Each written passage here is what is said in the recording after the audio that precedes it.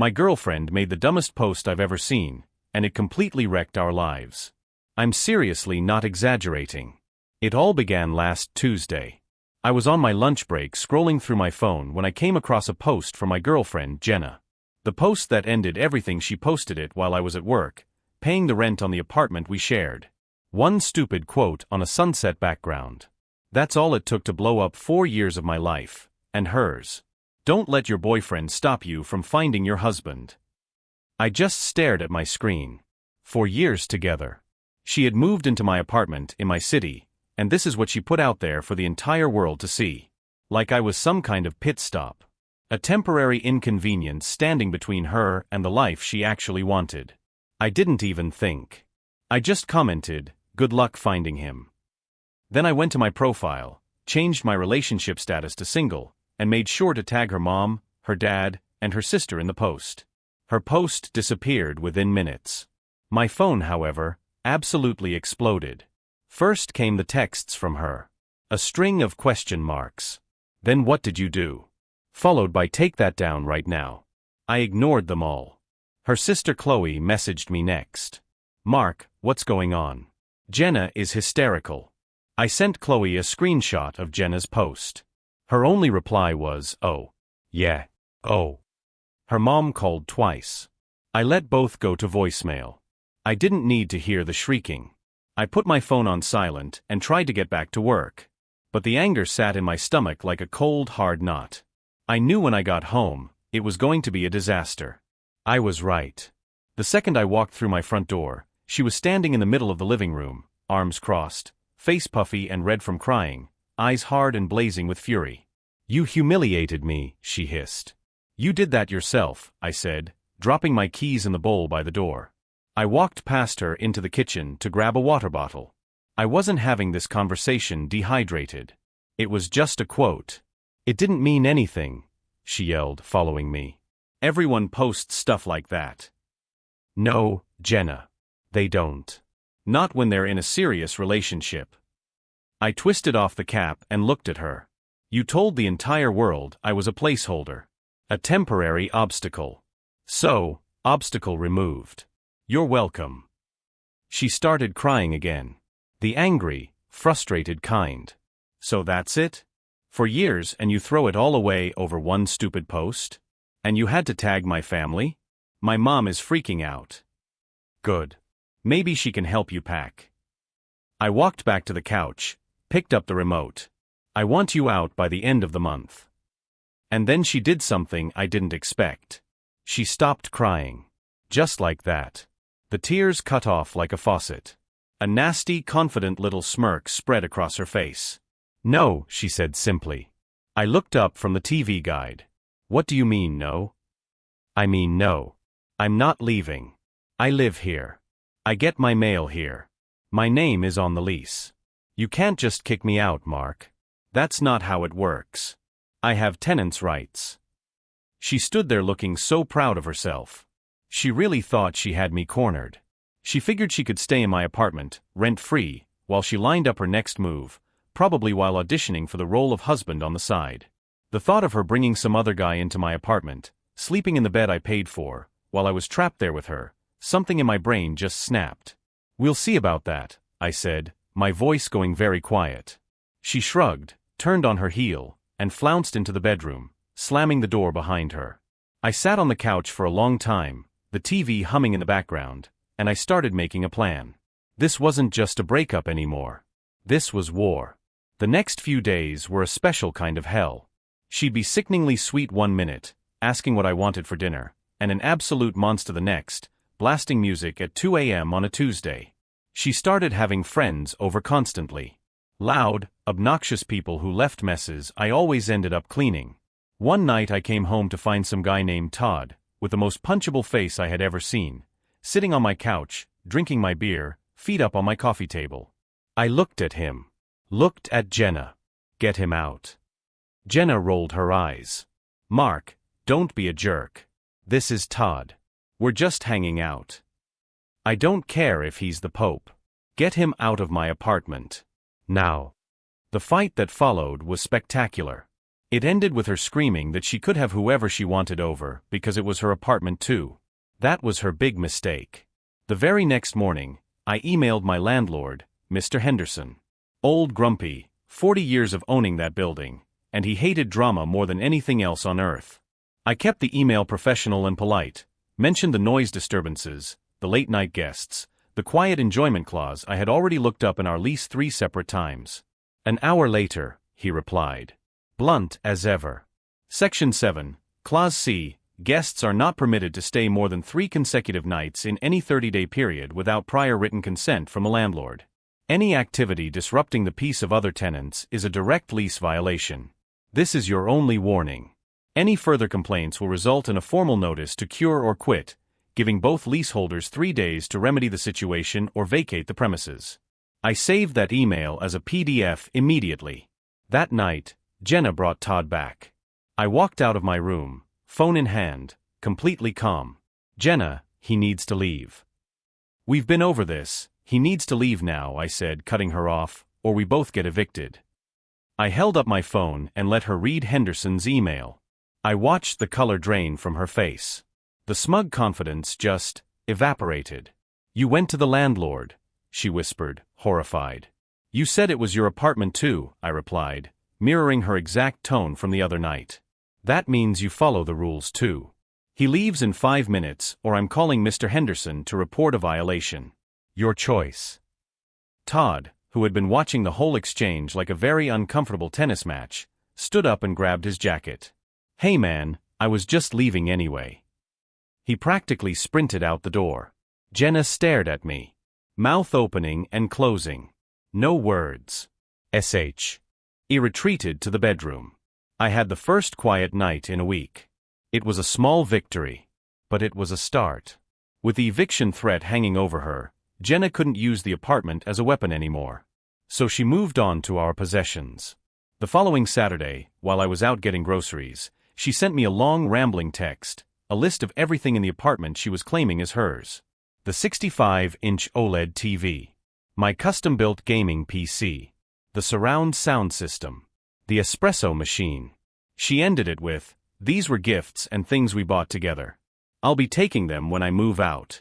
We can be adults and split things fairly. I read it standing in the cereal aisle and almost laughed out loud. Fairly. Not a single item on that list had been purchased with her money. The TV was my work bonus. The PC I had built component by component over 6 months. The espresso machine was a birthday gift to myself. She had contributed exactly $0 to any of it. This wasn't about fairness. This was about leverage. She was trying to hurt me financially on her way out. I didn't reply. I finished shopping, went home, and got to work digging through my files. An hour later I had everything, digital receipts from Best Buy, Newegg, Amazon, Williams-Sonoma, all with my name and my credit card number, all time-stamped. I saved them into a folder on my desktop and named it Evidence. Then I scrolled back through our old texts and found exactly what I was looking for. The day after I had the TV mounted, she had sent me a photo of herself smiling on the couch in front of it. The caption read, "Movie night is so much better on your insane new TV. Thanks for letting me use it." Screenshot taken.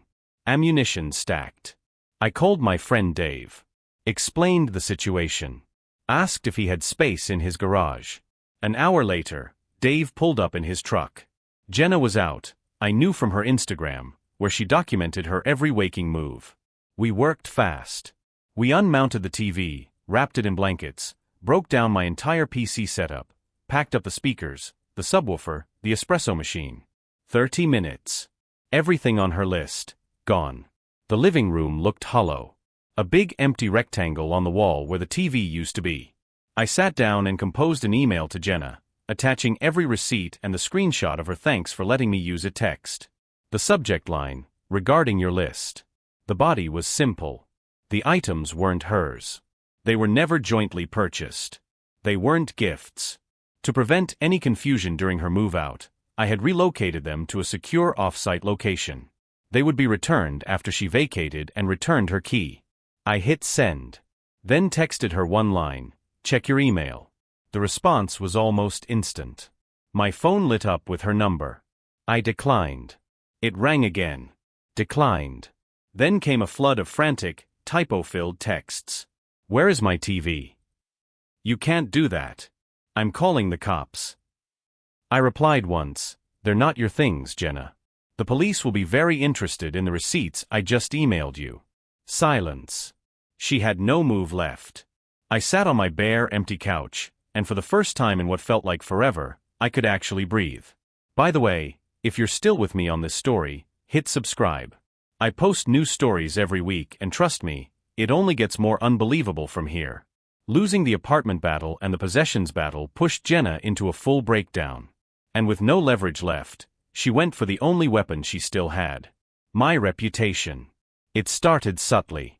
Mutual friends went quiet. Texts went unanswered. I got uninvited from a weekly game night through a curt message. Think it's best you sit this one out for a bit. Things are awkward. Dave called me and I could hear the anger in his voice before he even spoke. Dude. You need to see this. Jenna had started a group chat with 10 of our mutual friends, her sister, and a cousin. Dave screenshotted everything and forwarded it to me. My stomach turned as I read. She had posted carefully cropped snippets of our old text arguments, only my responses, stripped of all context. A message where I said, I'm not discussing this anymore tonight, was framed as emotional abuse. A text where I told her you can't spend that much money without talking to me, about an expensive, non-refundable vacation she tried to book on our joint credit card without asking, was presented as financial control.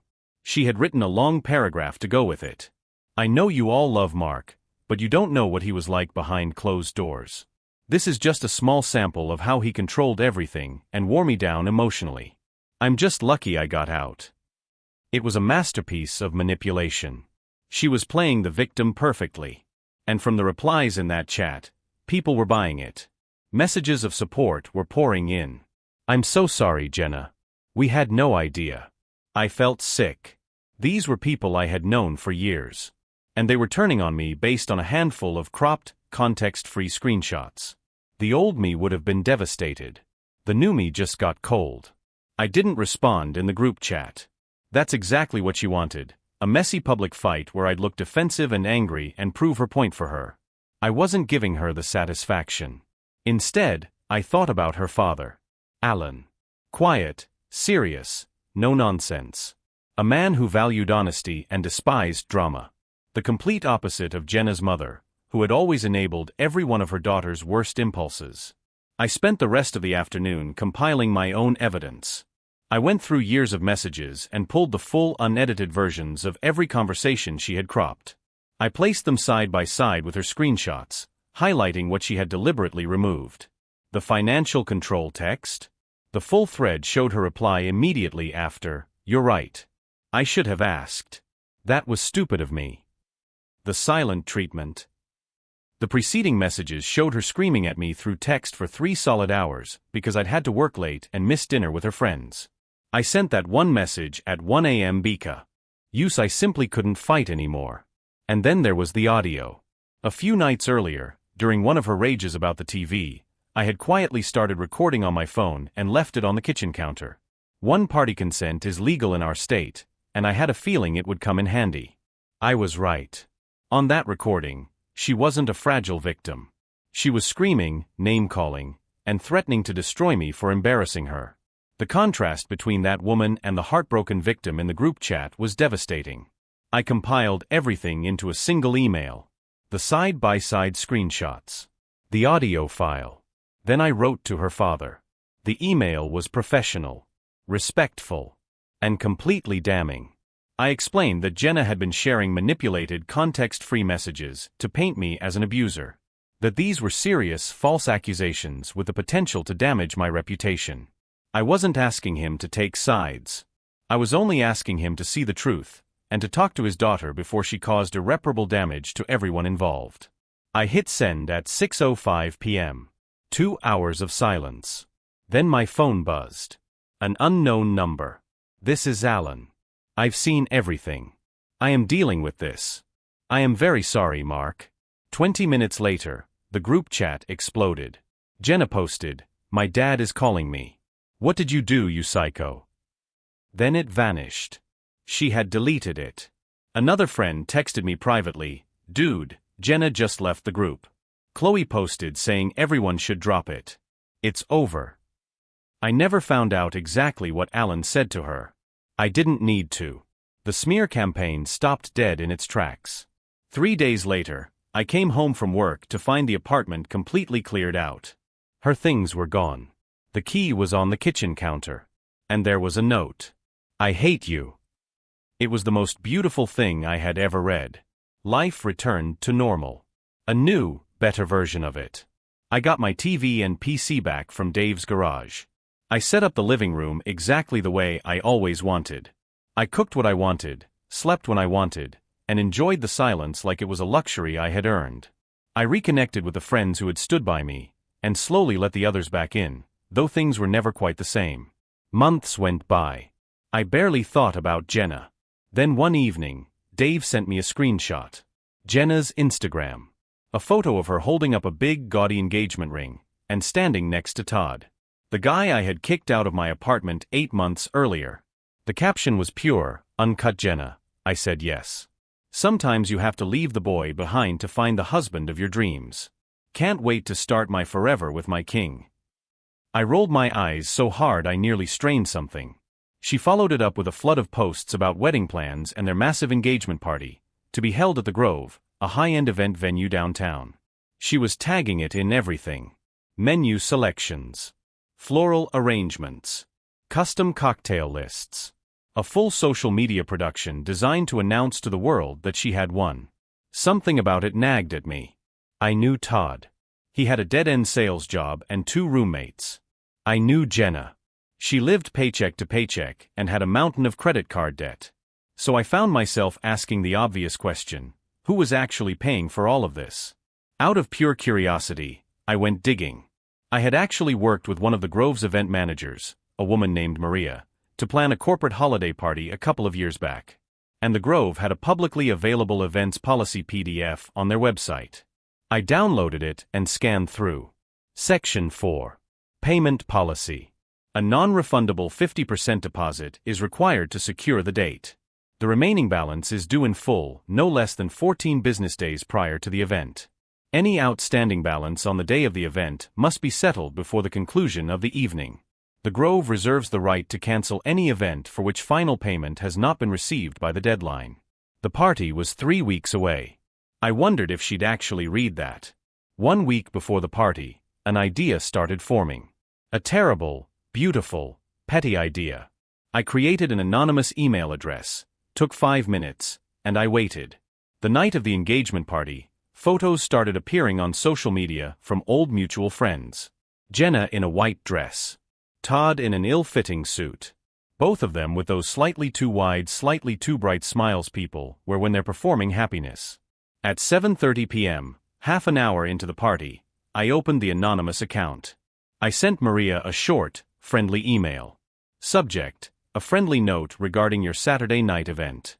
I introduced myself as a former client, mentioned that the bride-to-be had a documented history of financial instability and expecting partners to cover her expenses, and simply wanted to make sure the final payment had been secured. Just to be safe. Then I attached a screenshot. The original post. The one that started everything. Sunset background. Inspirational font. Don't let your boyfriend stop you from finding your husband. I hit send. Closed the laptop. Put on a movie. About 90 minutes later, Dave called, and he was laughing so hard he could barely speak. A friend of a friend had been at the party as a +1 and was feeding him live updates. Maria had received my email. Discreetly, she pulled Todd aside and asked to confirm the final payment had been made. Todd, looking confused, said he thought Jenna's father was covering it as a gift. So Maria found Jenna. Pulled her aside. In the middle of her own engagement party, in front of her guests, the event manager asked for the outstanding balance. Over $5,000. Jenna admitted she thought Todd had paid it. Todd, realizing he had been walked into a financial ambush, went and found Alan, who confirmed he had given them a couple of thousand as a gift toward the party. Not to fund the whole thing. He had reasonably assumed that 2 engaged adults could cover their own celebration. The whispered argument between Todd and Jenna escalated. Voic. E.S. Rose. Guests started staring. The manager put her foot down. Pay now or the party is over. The bar closed. The kitchen stopped sending food. The public humiliation was total. Todd and Jenna had one final explosive argument near the coat check. He allegedly called her a lying, manipulative gold digger, threw the empty ring box at her, just the box, not the ring, and walked straight out of the restaurant, leaving her there, in her white dress, in front of everyone. The guests shuffled out into the night. The party was dead. Dave was still cackling on the phone. He literally walked out on her at their own engagement party. You cannot write this stuff. After he hung up, I sat in the quiet of my apartment. The TV glowing. The espresso machine on the counter. Everything exactly where it belonged. My phone buzzed one last time. Dave again. Heard the party was a total disaster. Fiancé walked out. I smiled. A real one. I typed back my reply. Looks like she's still looking for her husband. So here's what I want to ask you, and I genuinely want to hear your thoughts in the comments. At what point in this story would you have done something differently? Was there a line I crossed, or was every move completely deserved? Tell me what you think. I'm reading every single one.